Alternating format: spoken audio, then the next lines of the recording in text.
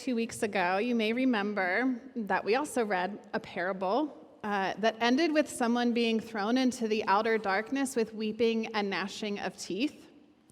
And this week, after hearing this parable, you might be thinking, huh? As you listened, I wonder if these questions came to your mind. Why is a dishonest manager being commended? What does children of the light mean? And why in the world would Jesus encourage making friends by means of dishonest wealth? It certainly doesn't feel like a parable we should be reading today, a day that's meant to be a day of celebration, right? Well, I invite us to take a few moments to dig a little deeper and to search through these questions. We're not going to find all the answers, but we'll search a little deeper. It's very important when we read the Bible to remember that we are in the 21st century and not the first century. It's important to read it in the context of its time and place in first century Middle East. And there was a very complex relationship in that time between wealthy landowners, the managers who worked for them, and the merchants. The landowners at the top obviously wanted to make as much profit as possible for their holdings and their tenants. The manager was then the middleman between the landowner and the merchants or the tenants when goods and services were being exchanged or when rent was being collected. And as that middleman, the manager was able to take some for himself in these transactions, and the owner really didn't mind as long as he kept making a profit. So in this relationship, the manager's livelihood is completely dependent on the landowner. So in our parable, when the manager complains about not being strong enough to dig, if he loses his position, what he really means is that he doesn't have the physical training to compete with the day laborers, and that would be his only option if he lost this job. He might be reduced to begging or die of malnutrition. His situation is really quite dire when the landowner threatens this on him. So he decides to take matters into his own hands. And back then, it was against the law to charge interest or debts because it was seen as oppressive. But the wealthy still found ways to charge interest, usually by just adding it on to the amount of debt as a lump sum. So we could think of it as when we're automatically charged a tip if we're at a large table at a restaurant or in other areas where we all know we're charged tip these days. It was kind of like that, automatically added to the bill. So with this in mind, the manager calls each debtor of his boss one by one before letting them talk to one another or compare, and he reduces their debts. And he's probably very calculated in doing this, knowing what the interest already was, or what the owner had made up as the interest, being able to take that away without them even knowing it. The risky part is he doesn't know what will happen to him, but we quickly learn the best possible outcome for him occurs. The debtors are pleased that they now owe less, and the owner is pleased with him because the owner will then be able to recover from his losses. So now we understand the parable a little bit more, but those questions still linger. Jesus usually follows all of his parables and gives us a clear takeaway from them, gives us a direction in what to do now, and that doesn't happen here. Jesus complicates things a little bit more with what he says, I think. It's not easy for us to understand. We don't know what the moral of this story is. Is it to be more shrewd? Is it to use your money wisely? Is it to make friends by means of dishonest wealth? I'd like to read to you a paraphrased version of the second half of our reading. It comes to us from the Message translation by Eugene Peterson, and I really appreciate his perspective on this. Here's what he says. This is at the end, Jesus' takeaway. Now here's the surprise. The master praised the crooked manager. And why? Because he knew how to look after himself. Streetwise people are smarter in this regard than law-abiding citizens. They are on constant alert, looking for angles, surviving by their wits. I want you to be smart in the same way, but for what is right, using every adversity to stimulate you to creative survival, to concentrate your attention on the bare essentials, so you'll live, really live, and not complacently just get by on good behavior. If you are honest in small things, you'll be honest in big things. And if you're a crook in small things, you'll be a crook in big things. If you're honest in small jobs, who will put you in charge of the store? No worker can serve two bosses. He'll either hate the first and love the second, or adore the first and despise the second. You can't serve both God and the bank. So over the past several weeks, we've been talking about the ways that God's grace works and transforms our lives. We started by recognizing the ways that we have become so deeply divided in our country. That was before this whole election. But even after the election, it's still there. It seems as if you're either on one side or the other, and there's animosity towards the other side, whatever that side is. But we talked about the ways that God goes above all those dividing lines that are often drawn, and he shows us how we can each meet each other and work together towards kindness and compassion and humility and love. And we talked about the ways that God also calls us to trust God with what we have, to work on being content in a world that tells us that we should always strive for more. And all of these things that we're talking about, that we've been talking about, are so countercultural. You see, I think we all have a dream that God has placed in our hearts. And sometimes I think that dream can get confused with the American dream, which encourages a life of more that's never satisfied. The American dream will tell you to just keep acquiring possessions and more wealth and more ways of trying to get ahead and get on the top. But the dream that God has placed on our hearts is quite different. It's something much deeper, and it requires us to look at every area of our life differently. You see, God has a dream for each of us to live wisely with arms stretched wide open. God has a dream for each of us to be part of the kingdom of God here on earth. And it's a dream that changes our expectations. It flips all of our assumptions upside down. And in our parable today, the dishonest manager becomes the hero in the end, something that wouldn't be our expectation, because of the way he manages his money. He's not all right. He's only interested in his own well-being. He's very selfish, but instead of being a victim that's kicked to the curb, he takes ownership of his life, and in the end, it not only benefits himself, but it benefits others too. The relationship between landowners and managers and merchants were vertical in the ancient world. Top to bottom, leaders were at the top, debtors were at the bottom. But this shrewd manager has now created relationships that are reciprocal and egalitarian, more like friendships. The relationship has completely changed.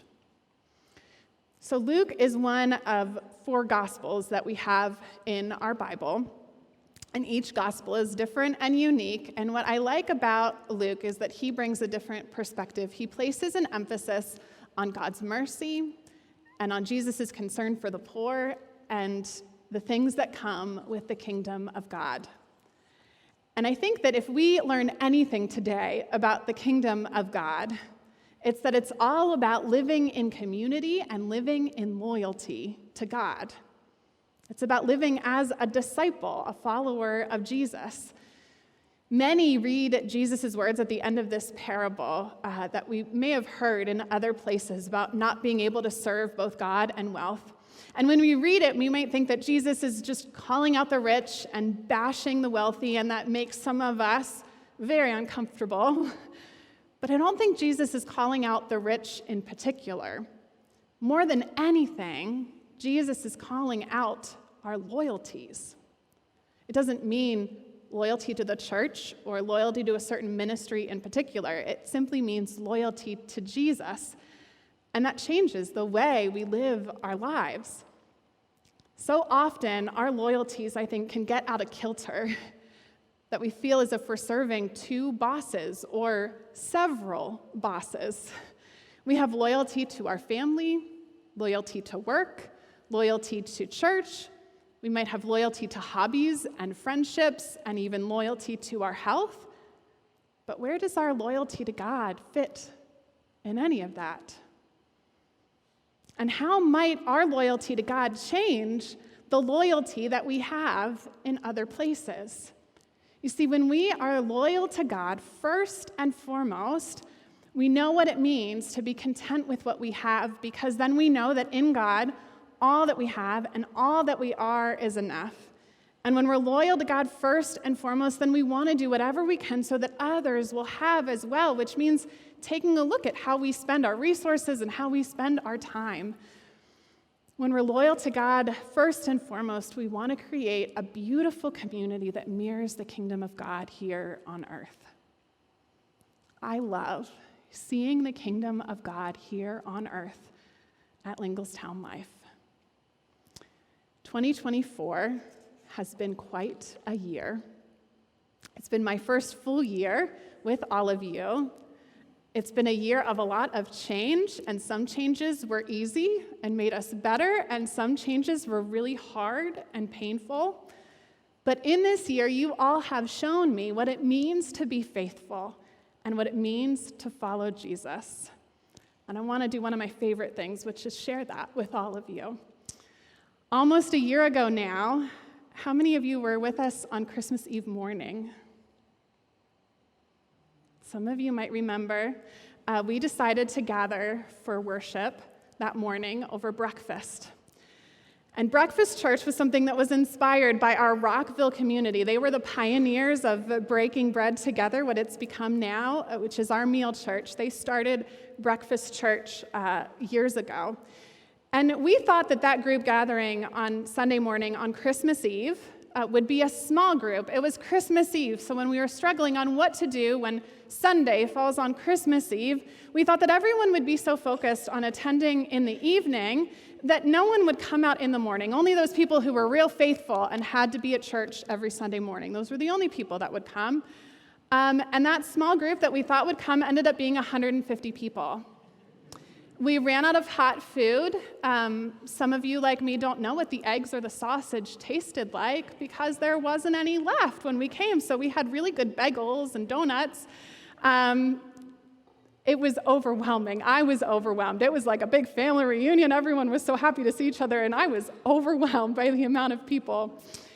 But that unexpected Christmas Eve breakfast put Meal Church into motion again, and now we have about 50 folks, much more manageable, not as overwhelming, that come together once a month to eat. They have discussion over a Jesus story. They share in Holy Communion together. Some of you are a part of that every month. I love the ways that we've taken this leap and how it includes people that we might not see on a Sunday morning ever, and that's okay because that is a third worship service for us. It's led us to dream of more ways that we can worship around a table and in other places where people are outside the church instead of just expecting people to come here. Worship can happen anywhere. And it might not be what we expect. It might ruffle some feathers, but it's exactly what the kingdom of God does. It overturns our expectations, and your loyalty and generosity make that possible. This year has brought new families into our church, and the growth of so many kids as they keep growing. They are still running amok here after the chairs are put away at the end of this service. I see the kingdom of God through teachers who all work together to share Jesus' loves, and that includes our nursery volunteers who every week wrangle both crying babies and toddlers together, which is an amazing feat. There's a reason why my kids were born 3.5 years apart. It is a dream, though, that we have a full nursery filled with babies and toddlers. We have exciting plans for our children and youth in the coming year, and your loyalty and generosity make it possible. Our hearts have been stretched as we've built more connections, and we've strengthened existing ones through Caitlin Smiles, Bethesda Mission, Salvation Army, NutriPacks, and Tree for Hope in Guatemala. You stretch your hearts consistently, too, as you support our very own Lambs ministry and the moms and babies they serve. And this year, you might remember that there was a canceled fundraising event because of the heat wave, but it turned out to be the most successful fundraising event ever, even without you being there. Your loyalty and generosity make it possible. And I also see the kingdom of God as you continue to welcome the community onto our campus. I saw it as kids ran across our lawns through the Easter egg scramble, and then as families stayed and parents connected on the fullest playground I've ever seen. I saw it again as we welcomed kids to Life Camp this summer, and we reminded them that they have a friend in Jesus through singing like crazy, through reenacting different Bible stories. It was wonderful. And I saw it through another trunk or treat with candy and hot dogs and books being shared freely, stories being read, games being played, laughter being shared. And I see it again every weekday as I come into work, and soon after little ones come to school, parents stay with one another to share coffee and community. I see it in groups that have formed and meet throughout the week, bonds that are made. I see it in our amazing music ministry. I could go on and on and on, but I won't because we don't have time. I was going to cut some down, and I just decided to keep going. Our last worship series earlier this fall was called Come Back. Some of you were a part of it. We talked about how one of the steps in a comeback journey is finding your why, which can reignite your hope. And so we had some study groups that met to journey through it together during the week, and in one of those groups, I asked them, what is your why? And it was incredible to hear their answers, why they followed Jesus, why Linglestown Life. And as I was sitting there, I said, I wish I had a recording of all this. And I didn't. I didn't have permission right then. So this week, we asked some folks around our campus their why, and I celebrate their answers. So I invite you to take a look.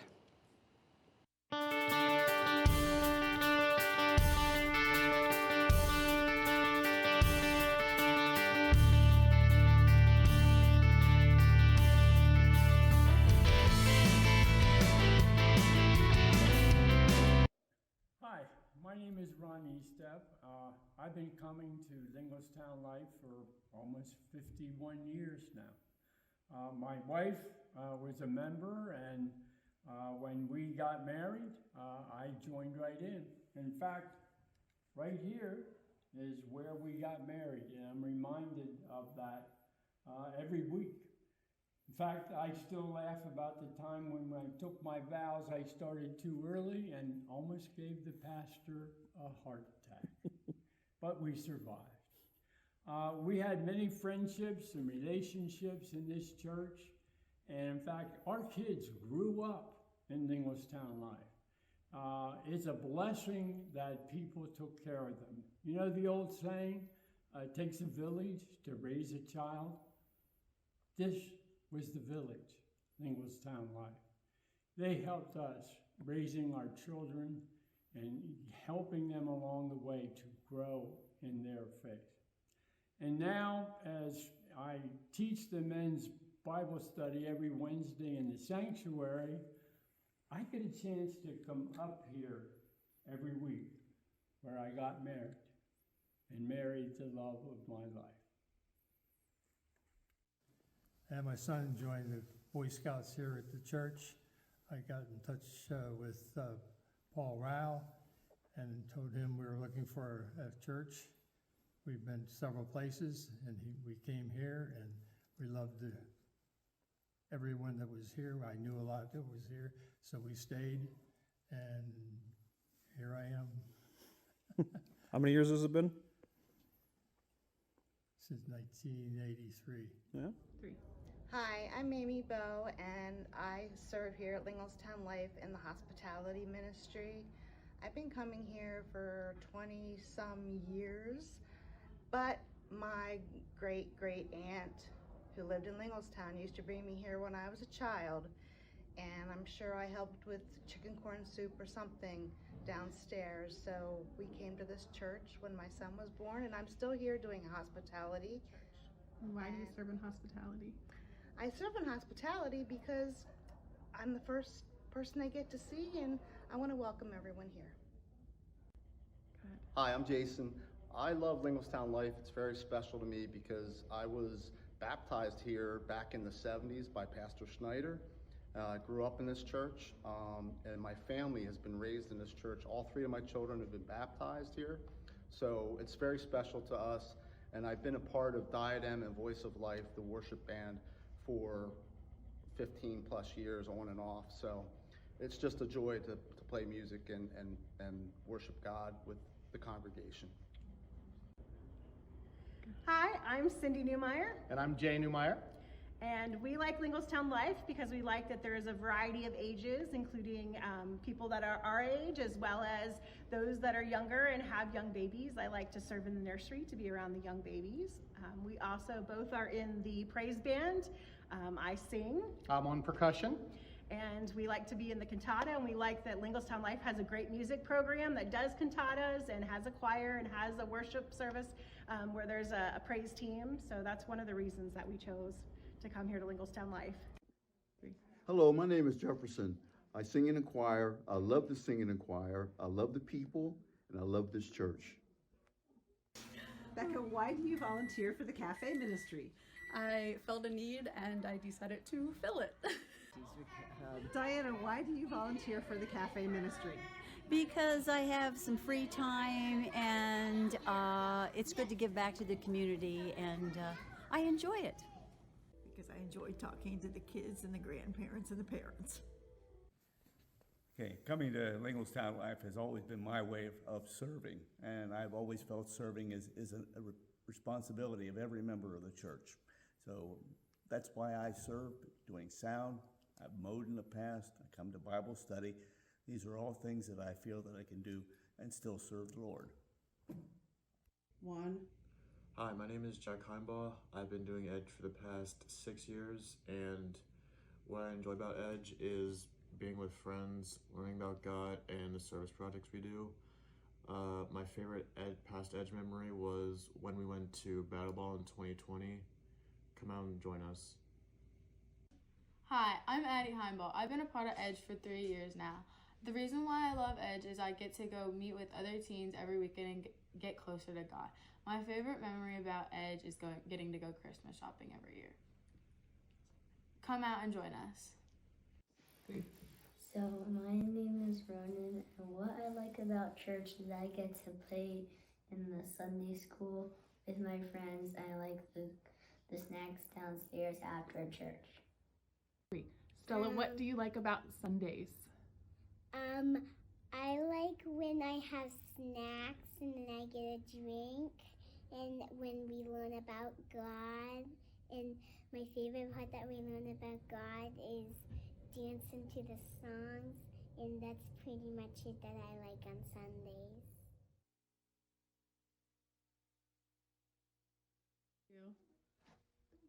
Hi, I am Sally, and this is Amy. And we're friends. We've been friends for years, and we're here to tell you why we're invested in this church. I know for me, this church is everything to me. A lot of you know that I don't have family close by, so having a community of faith is so important. So I want to give generously of my time, my talent, and my money because it's so important. Without that support, we wouldn't be here, and we couldn't do the wonderful things that happen here at Linglestown Life, like the pie eating contest, right? I'm not pie eating, excuse me, pie tasting. Pie tasting, we do, what else do we do that's so much fun here? We greet people. Oh my gosh, do we ever. And trunk or treat, and we do, breaking bread. Breaking bread. Fabulous, fabulous. Yes, it's just absolutely. wonderful. Love to eat. Yeah, love to eat. And we've been friends for like ever. Thank you. And We sing. we sing. Okay, we do all of that. So we're here to tell you to invest in the church. It's such a great thing. Without God, without, the good things he brings to us, it's all about God. We love Pastor Rachel, and we want her to be successful and do many more things. We just love people. Yeah, we do. We do. Bye.